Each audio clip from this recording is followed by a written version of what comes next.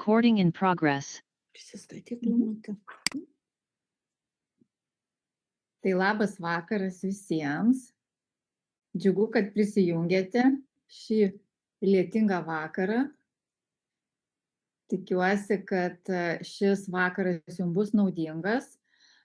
Po paskaitos galite pasidalinti savo klausimais, jeigu turėsite klausimų. Aha. Ir šiandieną, kas manęs nepažįsta, tai prisistatysiu. Aš esu nutriciologė, dirbu su individualiai konsultuoju žmonės, kas liečia svorį, kas liečia hormoninę sistemą, atlieku birezonansinę diagnostiką, sudarau tiesiog organizmui palankų atsistatymo planą. Ir taip pat jau 2 metai draugauju, bendradarbiauju su kompanija Yes Global. Tai labai džiaugiuosi iš tiesų, kad ši kompanija atsirado mano kelyje, dėl to, kad tai yra didžiulė pagalba žmogui su šiais Yes Global produktais. Ir ši sistema padeda įvairioms organizmo sistemoms greičiau atsistatyti, greičiau regeneruotis organizmui. Ir tuo mes čia techninius... Tu kalbėk, aš noriu pervardinti, kad kalbėk. Tai labai džiaugiuosi šią kompaniją, jos produktais. Ir nesenai grįžome iš Malaizijos ir turime labai daug įspūdžių, turime labai daug geros informacijos, tokio patvirtinimo, kad einame teisingų kelių, kad šis produktas yra iš tiesų unikalus. Turėjome galimybę susipažinti su daktare Čian iš arti, pabendrauti su ja, užduoti klausimus ir taip pat man tai yra labai buvo svarbu šitas dalykas, nes aš grįžau iš tos kelionės iš tikrųjų su tokiu didžiuliu užtikrintumu šią kompaniją. Visais taškais ant jį uždėtais. Nesvarbu, aš manau, kad tegul būna. Tai svarbu kalbėti. Tai šiandieną mes pakalbėsime apie labai svarbią temą, apie svorį. Kodėl tas svoris auga, kodėl jisai užaugęs nenukrenta taip greitai, kaip norėtųsi, ar ne, ir kokie tai įtakoja dalykai. Ir šią paskaitą aš noriu jūs paskatinti vis tik tai atkreipti dėmesį šitą sritį, į svorio tą augimą, nes jisai yra šiai dienai labai opi problema pasaulyje. Ir nuo svorio labai priklauso mūsų gyvenimo kokybė ir mūsų apskritai visa sveikata. Ne tik tai, kad tai yra grožis, kad mes įtilpsime į kažkokį tai gražesnį drabužį ar ne, gražiau atrodysim, bet pirmoje eilėje tai yra sveikas, turi būti sveikas svoris, kad mes jaustumėmės sveiki.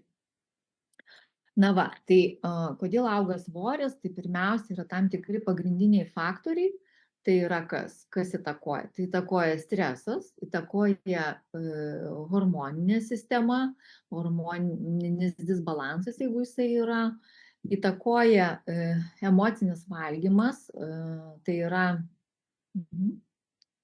dar geriau girdėsiuos, įtakoja emocinis valgymas, dėl to, kad dažniausiai tai yra maistas panaudojamas kaip nusiraminimo priemonė, taip pat žarnynas, tai jau dauguma šitą žino, ne, kad pradėjus tvarkyti žarnyną, pradeda mažėti netgi kūno apimtis, yra tikrai geresnė būsena, jausena.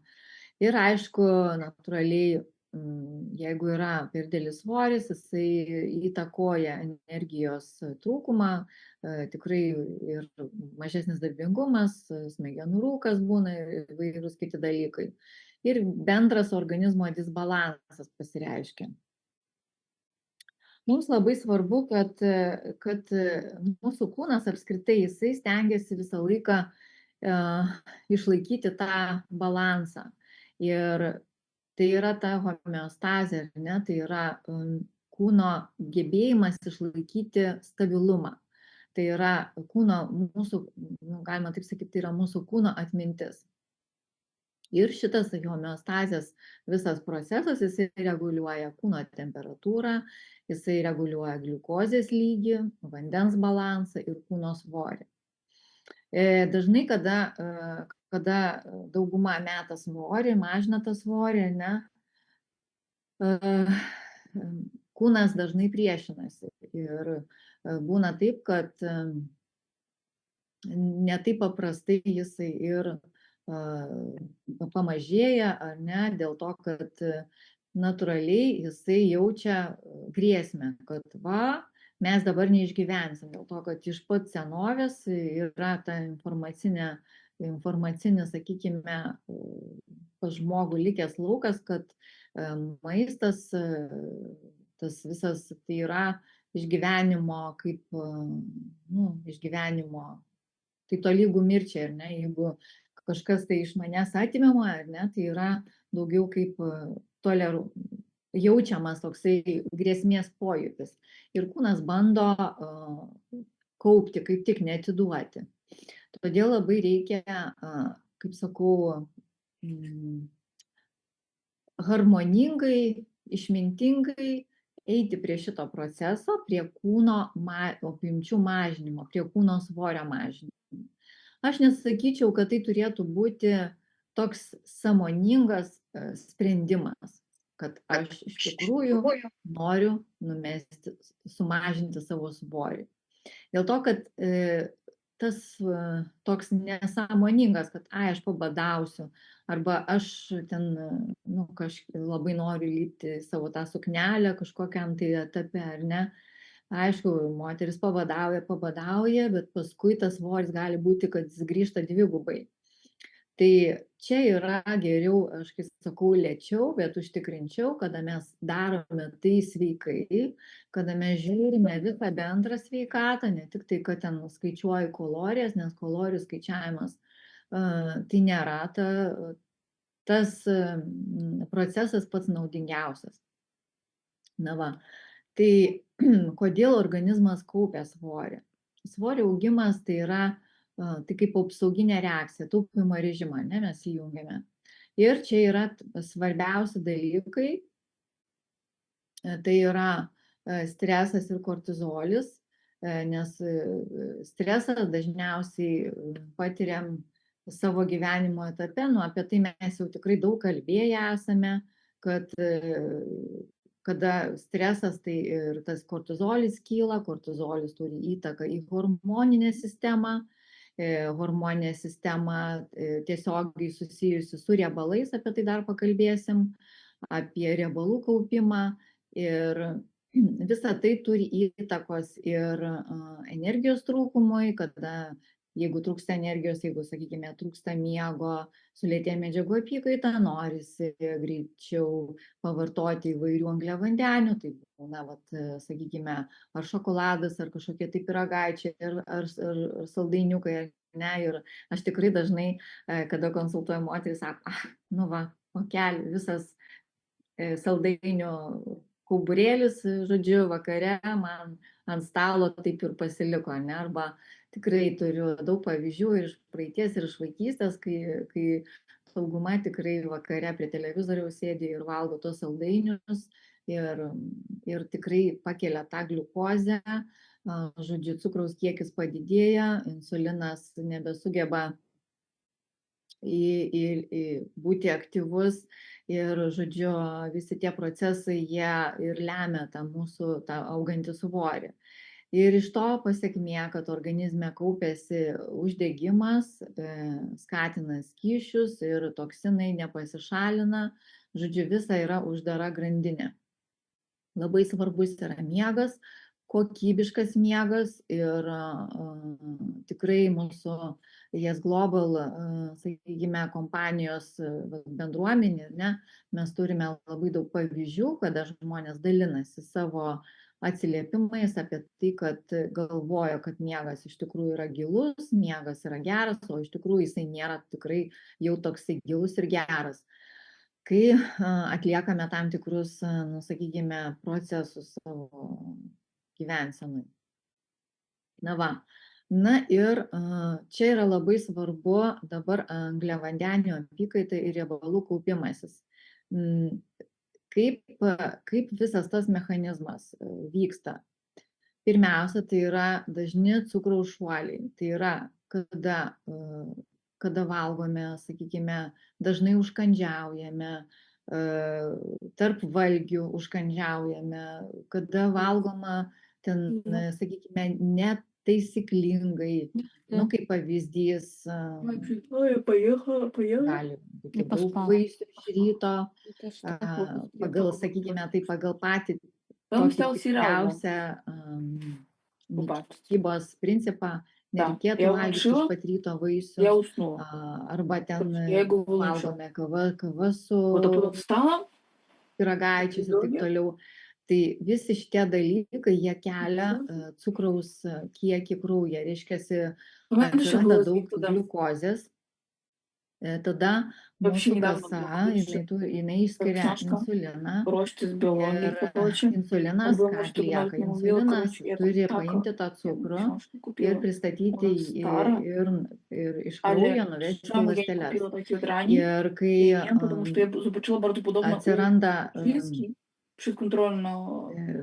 atsiranda per daug, sakykime, to insulino, jisai nesugeba tiek davesti tos gliukozės į ląstelę. Ląstelių nejautrumas atsiranda tam procesui.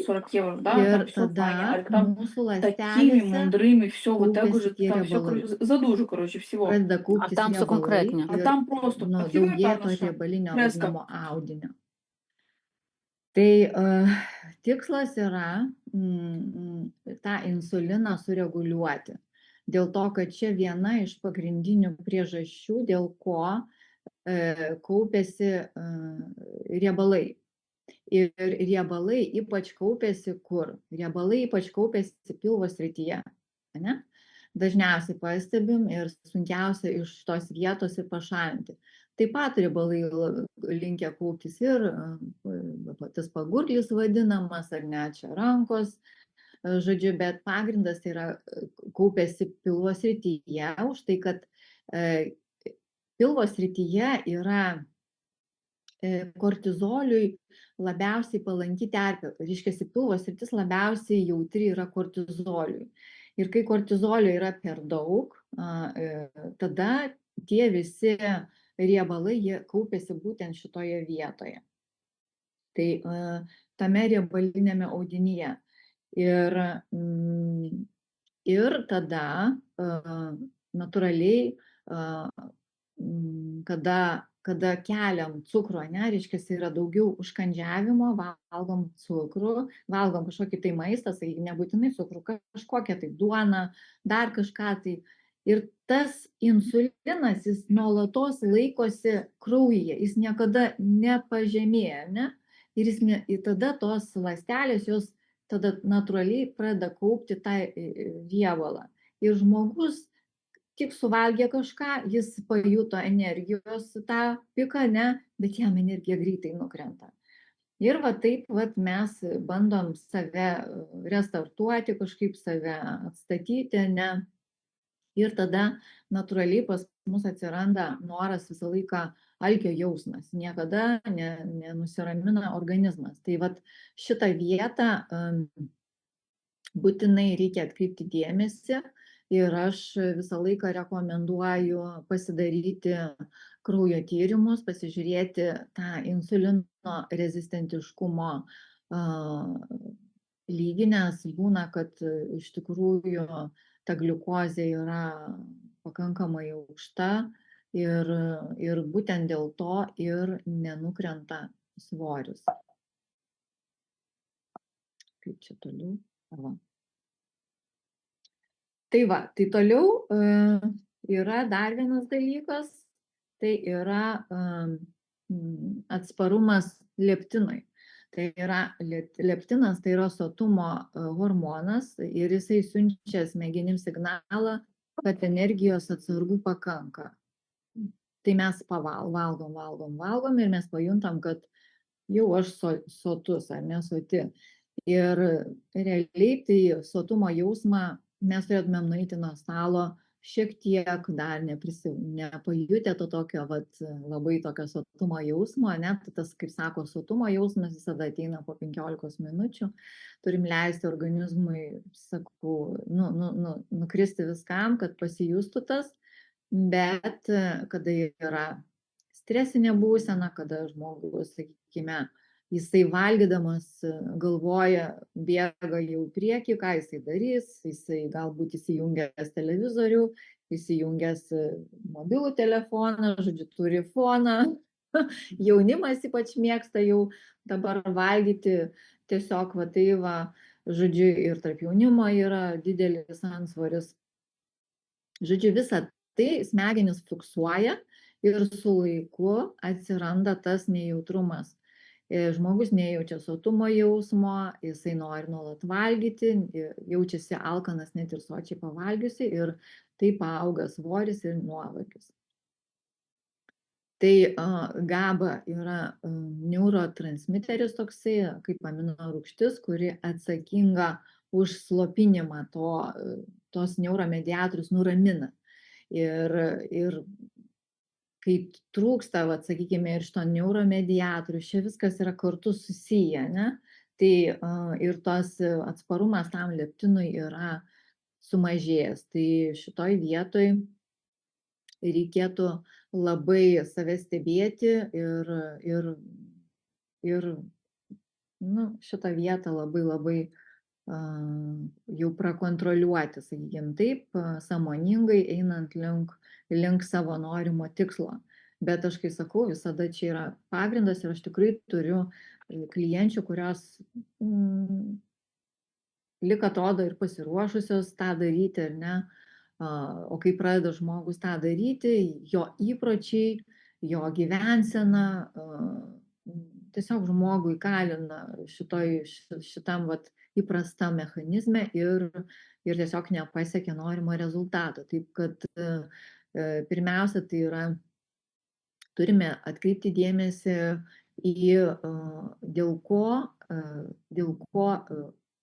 yra tas stresas ir mažinti tas visas priežastis, ar ne, būt keisti, nežinau, mąstymą keisti, eiti į kažkokias tai praktikas atlikti, eiti į meditaciją, būti daugiau gamtoje, santykyje su gamta, daugiau laiko skirti pačiam savo, nes dažnai žmogus tikrai įsidalina, ypač moteris, ar ne, tai yra ne viena, ne dvi rankos, bet labai daug rankų, kai moteris pameta save, neberanda, nebežino, kas jinai yra iš tikrųjų, koks jos tikslas, jinai tiesiog atlieka tokią gyvenimo bėgimo funkcijoje yra, ne, ir labai svarbu save surinkti ir padėti tašką ir pasakyti savo, kad aš iš tikrųjų esu pati savo svarbi, kad aš čia ir dabar emuosi, santykį atstatyti pati su savimi ir tada tikrai,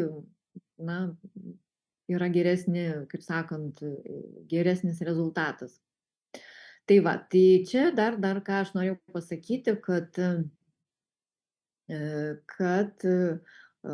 tos dietos jos tikrai nenuramins tos, kaip sakau, nervų sistemos, nes kaip tik dar gali iššaukti tą pasipriešinimą, tai čia tiesiog reikia lengvai eiti link šito proceso ir dar pakalbėsime vėliau apie visceralinius riebalus ir taip pat apie žarnyną, tai kad žarnynas iš tiesų labai svarbus mūsų imunitetoj, energijai ir svoriui ir žarnyne, mūsų virškinamajam trakte viskas turi įtakos, tulžies veikla, kasos veikla, kepenų veikla, turi žarnynas, plonasis, storasis žarnynas.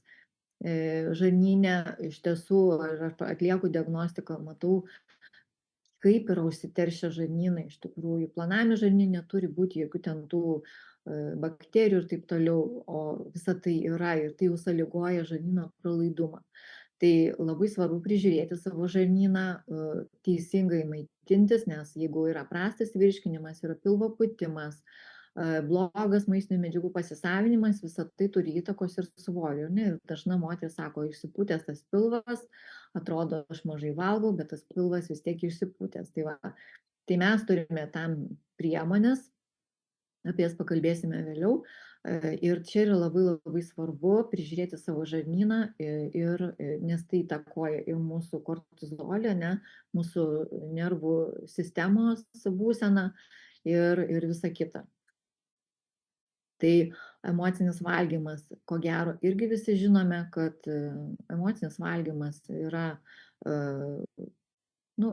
grįžom po darbo ar ne, po įtemptos darbo dienos, atsisėdom, pavalgėm, nusiraminom, paėmėm pyragaičių, paėmėm čipsų, paėmėm dar kažko ir taip toliau. Ir taip diena iš dienos, jeigu vyksta, tai ir svoris auga.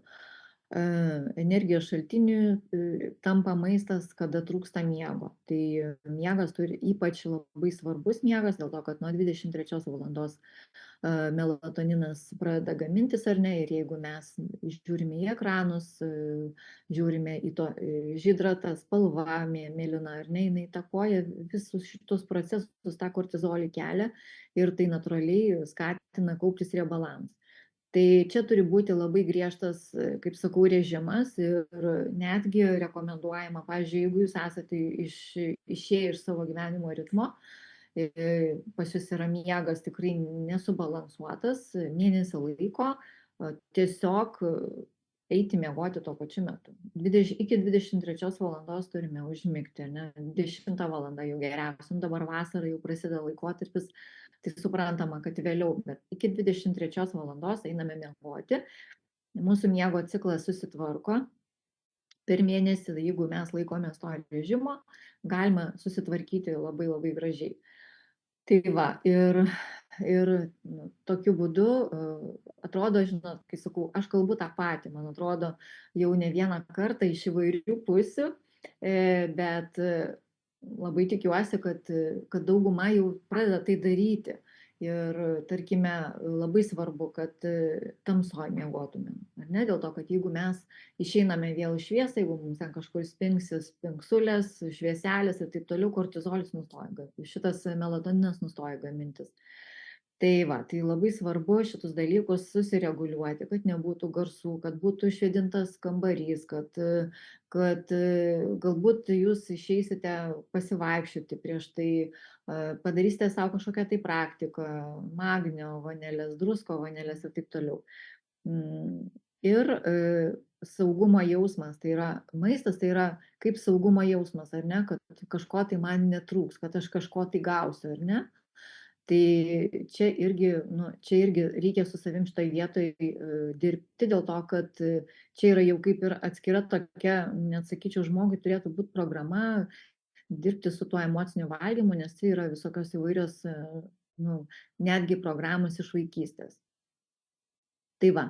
Na ir toliau pakalbėkime apie riebalų ląsteles, tai yra tie vadinami adipocitai, tai yra riebalinis audinys.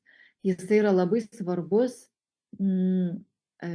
kadangi jisai mus apsaugo nuo ko? Nuo sumušimų, jisai reguliuoja šilumą, ar ne, apsaugo mus nuo šalčio, jisai gamina hormonus, tą leptiną vadinamą atsparumą, sotumo jausmo reguliatorius. Bet kada organizme kaupiasi per daug tų riebalų, pas mus aplink organus kaupiasi tie visceraliniai riebalai vadinami. Ir tie visceraliniai riebalai, jie apvelka įvairius organus. Ir kepenis apvelka, ir širdį apvelka, ir, žodžiu, visa tai kaupiasi šitoj vietoj ir moterims ir sukelia lėtinį uždegimą. Riebalai atlieka labai daug funkcijų, ne tik tai, kad jie kaip svoris atrodo. Tai jisai sukelia tą vadinamą uždegimą. Ir vyrams riebalinis audinys skaitomas normalus apie 10–20%, moterims 15–25%. Moterims reikia biškį daugiau dėl to, kad tai yra reprodukcinė sistema, moteris gimdo vaikus ir taip toliau ir mums šiek tiek riebalų reikia daugiau. Dabar galima pasiskaičiuoti, kiek, pavyzdžiui, 80–88 cm aplink liemenį ir jeigu pas moteris daugiau negu 88, tai jau yra nutukimas. Einame link šito. Ne, vyrams, jeigu yra virš 102, maždaug nuo 94 iki 102 cm aplink liemenį, tai jau irgi yra einama link nutukimo. Tai vad galima šitą pasimatuoti. Tai va, ir nu, yra tada ką veikti. Tai va, tai dar labai įdomus dalykas, adipocitai, tos riebalinės ląstelės, jos niekur nedingsta. Jeigu mes priaugame svorio, tos ląstelės, tai jos išsipučia. Jeigu ten kaupiasi riebalas. Jeigu jos, jeigu mes numetam svorį, sumažėja tas svoris, ar ne, tos ląstelės jos tiesiog subliūkšta, bet jos niekur nedingsta. Ir jeigu eigoje numetėm svorį, tada vėl priaugom svorio, ne, ir jeigu dar priaugome dar daugiau svorio, tai ląstelės gali užsipūsti iki 10 kartų, ne, bet jeigu dar labiau auga tas svoris, tada jau gaminasi dar papildomos tos riebalinės ląstelės ir jų padaugėja, reiškiasi. Vėl numetėm svorį, tos ląstelės niekur nedingo, žodžiu. Jos mes jau turime visą gyvenimą. Tik tai esmė, kad mes tą svorį reguliuojam ir ne, mitybą reguliuojam, viskas ok. Jos ten yra, bet jos neišsipučia.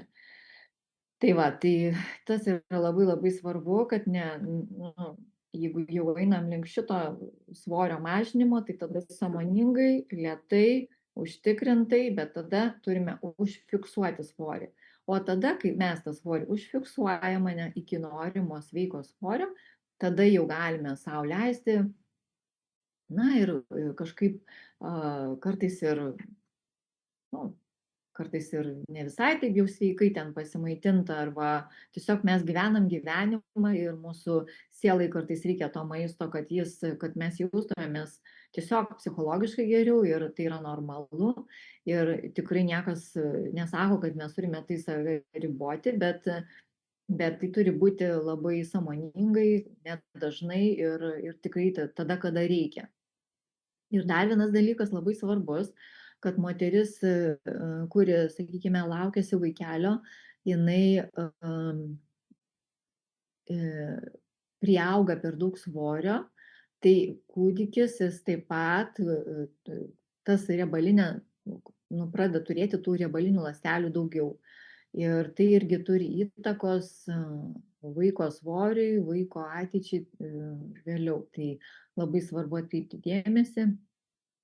Ir, aišku, ir pasiruošti, sakykime, tam laikotarpiui ir prižiūrėti save.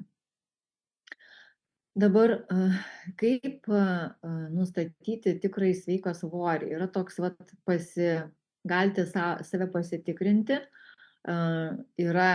galim paimti riešą ir kiek jums apimasi riešas, ar ne? Jeigu pas jūs pirštai jau plonas riešas ir pirštai apima ir dar lieka, ne, tai jūs esate astenikas. Jūs sunkiai priaugate svorio. Aš, pavyzdžiui, esu normastenikas. Ne, pas mane grinai susijungia pirštas su pirštu. Tai pas mane susijungia. Tai gerai, tai jūsų yra vidutinė raumenų masė jo ir jums svoris auga tada, kada jūs mažai judat. Jums reikia judėjimo. Normasteniku aš irgi esu tas. Aš tik pastebiu mažiau to judesio, daugiau sėdėjimo, žiūriu, kad biški jau taip va. Ir tada reikia to judėjimo. Eiti, sportuoti, judėti, nebūtinai tenai į sporto salę, bet tiesiog turi būti judėjimas, ar ne, pastovus. Tai kūnui reikia apkrovos. Tai vat postnormastenika. Hiperstenikas, kada pirštai jau nesiliečia, tai yra stambesnio sudėjimo žmonės būna. Pas jūs svoris gali būti didesnis nei astenikams ir normastenikams, žodžiu, šitam žmogui reikia jau prisižiūrėti, jam reikia ir fizinio krūvio, žodžiu, bet galite tiesiog grinai pasimatuoti savo apimtį, paprastai labai. Tai va, tai kodėl antsvoris yra pavojingas, tai šiaip tai antsvorio problema yra pasaulinė epidemija. Nuo 75 metų nutukimas išaugo iki 3 kartų, iki 25 metų 1 iš 5 žmonių turi jau nutukimą, ar ne, čia sena informacija, tai jau yra tas nutukimas. Žmogus, kuris jau sulaukia 50 metų ir turi antsvorį, jo smegenų funkcija sulėtėja ir jis jau smegenis kaip 10 metų skaitosi ir funkcionuoja kaip vyresnio žmogaus. Galimai gali išsivystyti cukrinis diabetas, tikimybė išaugti nuo 2 iki 10 kartų. Ir atsparumas insulinui, tai yra aukštas ir spaudimas, uždegimai ir padidėja onkologijos rizika. Reiškiasi labai svarbu atkreipti dėmesį, kaip mes valgome, ar ne? Tai vienas iš svarbiausių dalykų tai yra nepersivalgyti, rasti balansą taip, kad jaustumėtės lengvai, neprisivalgę.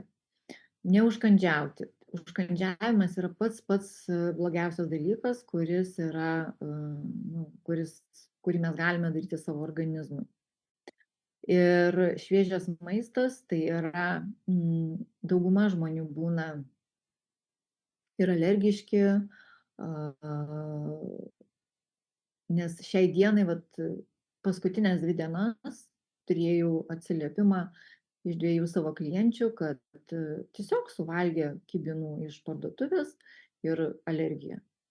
Tai ką tai reiškia? Tai reiškia, kad iš tiesų daug geriau yra pasigaminti kažką, ką jau gali pasigaminti pats, tai sakyčiau, gaminkime patys, ar ne? Jau ką negalime, turime žiūrėti iš tikrųjų, iš kokių šaltinių mes perkame tą maistą, nes tikrai visos bandelės, visos bulkutės, visi įvairūs ten dedami yra skonio stiprikliai.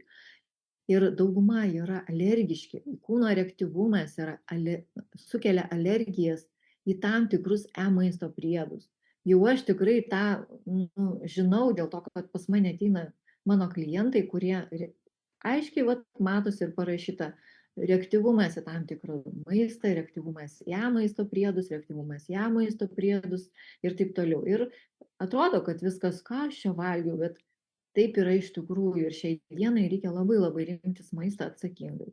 Dėl to, kad maisto pramonė, jinai turi savo tikslą, ar ne, savo tikslą parduoti, o mūsų tikslas yra atsirinkti. Visko pasiūla yra be galo didžiulė ir mums reikia išmokti atsirinkti. Tai va, tai įvairūs transriebalai, nesveiki riebalai, cheminiai įvairūs tepalai, dezodorantai, kosmetika, visa tai kaupiasi į riebalus. Ir riebalai, jie atlieka ir hormono, sakykime, pomenopauziniam laikotarpyje, jie irgi išskiria ir estrogeną, ir progesteroną. Ir jeigu mes gauname, tai dalinai atlieka tą hormoninę funkciją. Ir jeigu mes dar į save įdedame įvairių chemizacijų, sakykime, ar ne, kad ir namuose tenai plauname paviršius, patį į tualetą pilame chemizuotą, sakykime, kad ir tą patį VC valiklį, visą tai garuoja į mūsų kūną. Mes net nepastebim, kiek įvairių dalykų mes turime aplinkoje, kurie kenkia mūsų organizmui dėl to, kad tai yra ne visiškai kokybiškas produktas, ne? Tai va, tai šitoj vietoj aš labai noriu paskatinti skaityti etiketes, domėtis, ką mes ant savęs dedam, ar ne, ir tik tai paskui dėtis. Nebesitepti bet kokio, tai sakykime, lūpdažio, nesitepti bet kokios krempudros, nes tie dalykai, jie visą tai nusėda mūsų kūne ir ateityje, pavyzdžiui, kad ir jaunos merginos nežiūri, nes, sakykime, mamos turėtų irgi prižiūrėti, pasižiūrėti, kas eina į kūną, dėl to, kad ateityje tai turės įtakos viskam. Ir mums labai svarbu įvairi mityba, reikalingi kokybiški baltymai, geri riebalai ir skaidulos, tam, kad jaustumėmės sveikai. Ir aišku, vanduo. Na ir kas turėtų būti mūsų lėkštėje? 50% turi būtinai būti daržovės. Tikrai iš ryto atsikėlę mes valgome labai daug daržovių, visas bliūdas daržovių ir šiai dienai galime tikrai pasigaminti labai daug įvairiapusiško maisto. Galima, turime tikrai pakankamai visko ir tik tai reikėtų, kaip sakau, išmonės šiek tiek, laiko savo skirti ir pasigardinti savo salotas įvairiais prieskoniais, skaidulom, sėklom ir taip toliau, geraisiais riebalais ir žiūrėti, kokius geruosius riebalus vartojate. Sakykime, jeigu vartojate aliejų, tarkime, pilate ant salotų alyvuogių aliejų, būtinai turi būti geras, kokybiškas aliejus ir jaustis tie polifenoliai. Polifenoliai tai yra, kada mes išgeriam, suvalgom, išgeriam aliejus ar nejaučiam, kad mums gerklėje šiek tiek kutena, ne? Tai reiškia, kad tai yra geros kokybės aliejus. Tai va, 25% baltymai mėsa 2-3 kartus savaitėje. Ne 2-3 kartai per dieną, bet 2-3 kartus per savaitę. Būna tokių atvejų, kai tikrai žmonės savo šeimuose vartoja labai daug mėsos ir tai tikrai nėra labai gerai. Dėl to, kad organizmas yra užkrautas, jam sunkiau funkcionuoti, sunkiau virškinti. Aišku, organizmas prisitaiko, kasa išskiria tam tikrus fermentus, prisitaiko, bet aš tai kvieščiau tikrai norint išlengvėti, vartoti mėsą 2-3 kartus savaitėje, tai būtų kalakutiena, aišku, vištiena iš sveikų šaltinių, triušiena yra pakankamai tokia dietinė mėsa tiems, kas tikrai nori, na, sakykime, sveikiau ir turi kažkokių tai sveikatos problemų. Kam tinka antiena, okei, nu, jautiena, aš sakyčiau, kiaulienos mažinti kiek įmanoma mažiau. Žuvis, kiaušiniai irgi rekomenduotina, aš net labai rekomenduoju putpelių kiaušinius pavartoti. Putpelių kiaušiniai yra labai sveiki, jie turi daug amino rūgščių, net galima juos valgyti ir žalius, jeigu jie yra tikrai, nu, putpelės nevalgo beleko. Tai va, ir kokybiški angliavandeniai, kruopos, tai yra grygviai, bolivinė balanda, rudieji ryžiai galimai, soros tinka, kam tinka kvinoja. Tai va, tai tokie vat pagrindiniai principai, ar ne, ir jeigu mes dienos bėgyje valgome 3 kartus per dieną, nu, arba 2 kartus per dieną, čia priklausomai nuo kiekvieno žmogaus, ar ne, galbūt jūs turite labai sočius pusryčius, tai tada pakanka galbūt ir 2 kartus per dieną, bet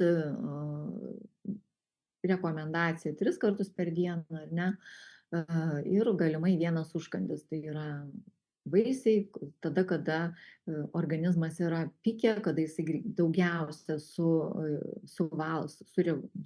sugeneruoja tos energijos, ar ne, mes galime vartoti vaisius, tai yra prieš pietus valandą laiko.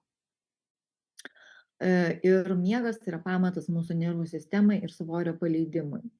Tai va šitie visi dalykai, jie labai labai yra svarbus ir jie atrodo labai paprasti, bet kiekvieno žmogaus organizmas yra individualus ir reikėtų žiūrėti kiekvienam priėjimą individualiai, vienam pakanka tik tai, sakykime, mitybos susireguliavimo ar ne, ten gyvensenos to režimo susireguliavimo ir jam viskas gerai, pradeda reguliuotis. Kitam to nepakanka. Kitam reikia susitvarkyti pirmiausia savo emocinę dalį, susitvarkyti savo psichologinę dalį, susitvarkyti savo aplinką, kurioje jisai gyvena, ar ne, galbūt kažką tai pašalinti, ar galbūt kažką pakeisti, galbūt išeiti net iš to darbo, kuris kelia stresą ir jį pakeisti, ar ne, arba tiesiog keisti požiūrį, bet šitie dalykai jie įtakoja. Tai va. Ir toliau mes perinam prie holistinio sprendimo, tai yra Yes Global kompanijos produktų sistemos, tai yra mūsų numylėti produktai, tai yra Sunrise, Sunset ir Colongard, tai yra kaip, net nepasakysi, nepavadinsi iš tų produktų nei papildais ar ne, nepavadinsi ten, tai yra tokia biosistema, toks sveikatos protokolas, kuris padeda mūsų organizmui greičiau regeneruotis ir atsistatinėti kad užsivestų tie sveikatos mechanizmai, kurie padeda organizmui sveikti, regeneruotis. Tai yra pirmiausia, tai mes turime sunsetą, tai yra vakaras ramybė, jisai būtent ir mažina tą kortizolį, padeda atpalaiduoti nervų sistemą ir gerina miegą. Tai jeigu mes padedam patys savo ir einam laiku miegoti, darom visus tos dalykus, kurie mums reikalingi, sunsetas veiks.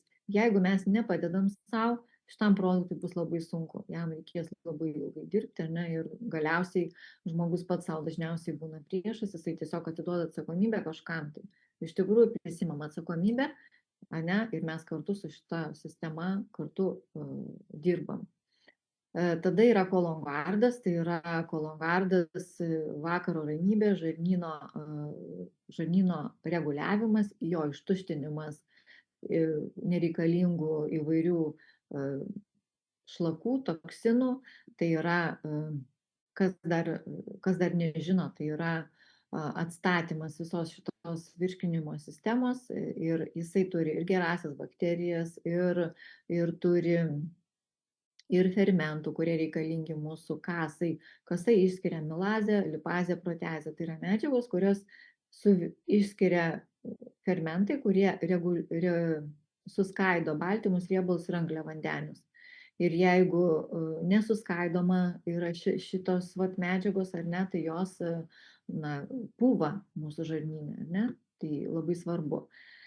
Inulinas, probiotikai, ląsteliena, žodžiu, visa tai padeda nuraminti gleivinę, aloe vera, kivio ekstraktas ir kitos medžiagos, kurios gerina ir kepenų veiklą, ir tulžies veiklą, nes tulžies veikla labai labai svarbi yra mūsų organizmui, ar ne, kad tai yra